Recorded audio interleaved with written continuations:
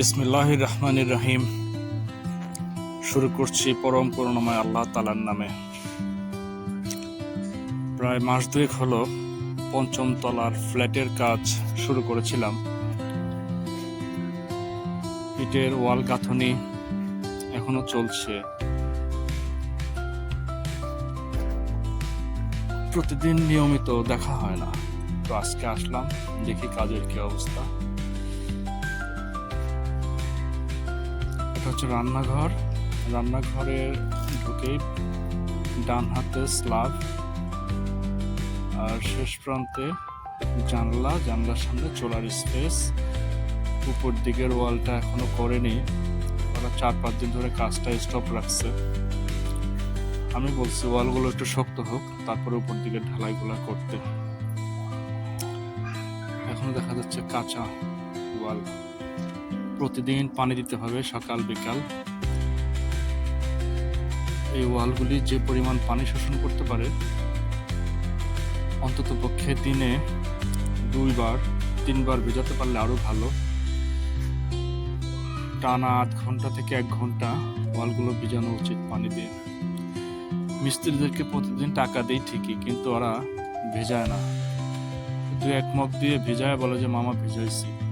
তাই নিজের নির্মাণ কাজে নিজেই পানি দিয়ে ওয়ালগুলোকে ভেজানো উচিত, অথবা নিজে দাঁড়িয়ে থেকে লোক দিয়ে ভেজাবো, যাতে করে ফাঁকিবাজি করতে না পারে।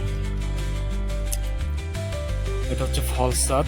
বাথরুমের উপরে যে ফাঁকা জায়গাগুলো থাকে, সেটাকে ইউটিলাইজ করার জন্য আধুনিক বাড়িতে এই ফলসাদগুলো আমরা করে থাকি। ঠিক বাথরুম রান্নাঘরের যে স্পেস, অতটুকু স্পেস অনুযায়ী উপরে ফলসাদ করা হয়। এটা আগের সময় করা হতো না, বর্তমান সময়ে এটা প্রত্যেক বাড়িতেই করে।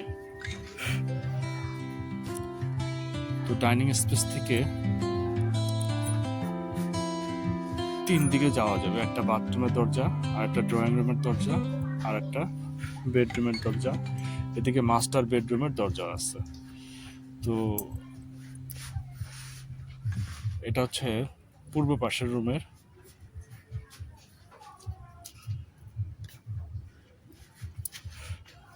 ইটের প্লাস্টারগুলো এদিকে কমপ্লিট হয়েছে, শুধুমাত্র আস্তরগুলো ধরা হয়নি। তো ওয়ালগুলো একটু শক্ত হয়ে গেলে আমরা আস্তরের কাজ শুরু করাবো। ভালো মানের সিমেন্ট, গুণগত মানের র ম্যাটেরিয়াল এবং ভালো মানের বালু, সঠিক পরিমাপের বালু, স্পেশালি কত FM এর বালু। 1.40 থেকে শুরু হয়, সাধারণত 1.6 এই FM মেথডের বালু পাওয়া যায়। এর চাইতে মোটা পাওয়া যায় না সচরাচর। তো নিজের ফ্ল্যাট বা বাড়ি নির্মাণ করার সময় কাঠামোগত নিরাপত্তা, গুণগত মান স্থানীয় কর্তৃপক্ষের কাছ থেকে পারমিশন নিয়ে ইঞ্জিনিয়ারকে দেখে কাজ করানো উচিত। এটা হচ্ছে বারান্দার ড্রপ ওয়াল। এই ড্রপ ওয়াল দিলে বারান্দার সৌন্দর্য অনেক গুণে বেড়ে যায়, এবং নিচ থেকে 4 ফিট বাদ দিয়ে, উপর থেকে 2.5 ফিট বাদ দিয়ে মাঝখানে গ্রিল সেট করা যায়। তো ড্রপ ওয়াল ছাড়া বারান্দা একটা বাড়ির সৌন্দর্য কখনোই আনতে পারে না।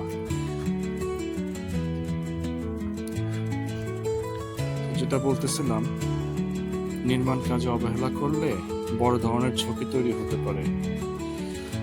তাই সঠিক পরিমাপ করা উচিত, যেমন সয়েল টেস্ট, অনুমোদিত নকশা, অভিজ্ঞ প্রকৌশলী, রাজুক বা স্থানীয় পৌরসভা কর্তৃপক্ষের পাশ করা নকশা অনুযায়ী কাজ করানো। সয়েল টেস্ট, মাটি পরীক্ষা না করে কখনোই কাজ করাবেন না। আমার দক্ষিণ পাশের ফ্ল্যাটের আউটলুক গেট আপটা সেই সুন্দর।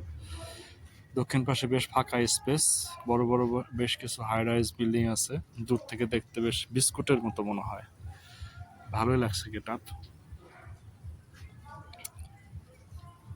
তো নির্মাণ কাজের উপকরণ নির্বাচনের সময় মানসম্মত রড ও সিমেন্ট, BSTI অনুমোদিত ভালো গ্রেডের রড, নামি ব্র্যান্ডের সিমেন্ট ব্যবহার করুন।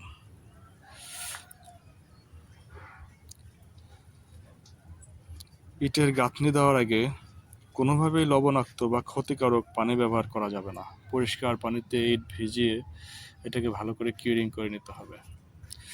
এটা আমার ডাইনিং স্পেস থেকে বাইরে বের হওয়ার দরজা। এই হচ্ছে ডাইনিং স্পেস, ওপাশে 2টা রুম, আর এই পাশে একটা আছে মাস্টার বেডরুম। তো এই আধা নির্মাণ অবস্থায় গেট আপটা বোঝা যায় না যে কতটুকু ভালো হলো বা খারাপ হলো। শুধুমাত্র নকশা অনুযায়ী কাজটা হচ্ছে কিনা এটা অনুমান করা যায়। ফাইনালি ইটের আস্তর রং টং হয়ে গেলে তখন গেট আপটা বোঝা যাবে। আমি প্রত্যেকটা বারান্দায় ওয়াল ড্রপ করেছি। এই বারান্দাতেও ড্রপ ওয়াল আছে, ওই যে ড্রপ ওয়াল। ড্রপ ওয়াল ছাড়া বারান্দার সৌন্দর্য কোনোদিনই আসবে না। আপনি যত টাকাই খরচ করেন আর যত সুন্দর নকশাই করেন না কেন, মনে রাখবেন যতগুলি বারান্দা থাকবে প্রত্যেকটা বারান্দায় ড্রপ ওয়াল দিবেন। ড্রপ ওয়াল ছাড়া আপনার বারান্দার সৌন্দর্য একটুও বাড়বে না।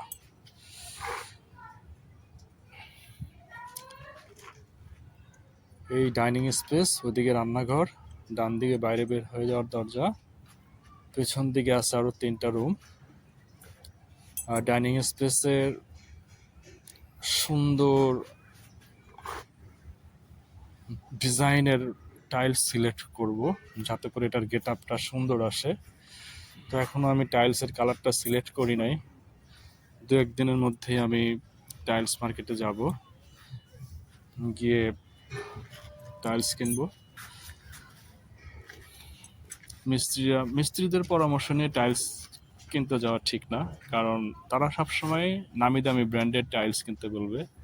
বাজারে যেটা রিজনেবল প্রাইস সেই টাইলস তারা বলবে না এটা ভালো। আপনি আপনার পছন্দ মতো রিজনেবল প্রাইসের টাইলস কিনবেন, ওরা কাজ করার সময় বলবে এটার কোয়ালিটি ভালো না, এটা কিনছেন কেন, ওইটা কিনতেন সেইটা কিনতেন। আসলে ব্যাপারটা এরকম যে আপনি যেটাই দেন না কেন মিস্ত্রিদেরকে ওটা দোষ ধরবেই। তাই ওদের দোষ ধরবে কি ধরবে না এটা নিয়ে দুশ্চিন্তা করবেন না। আপনি আপনার পছন্দ মতো মার্কেট থেকে যাচাই বাছাই করে প্রোডাক্ট চয়েস করবেন এবং নিজে তদারকি করে কাজ করাবেন। ধন্যবাদ সবাইকে। আসসালামু আলাইকুম।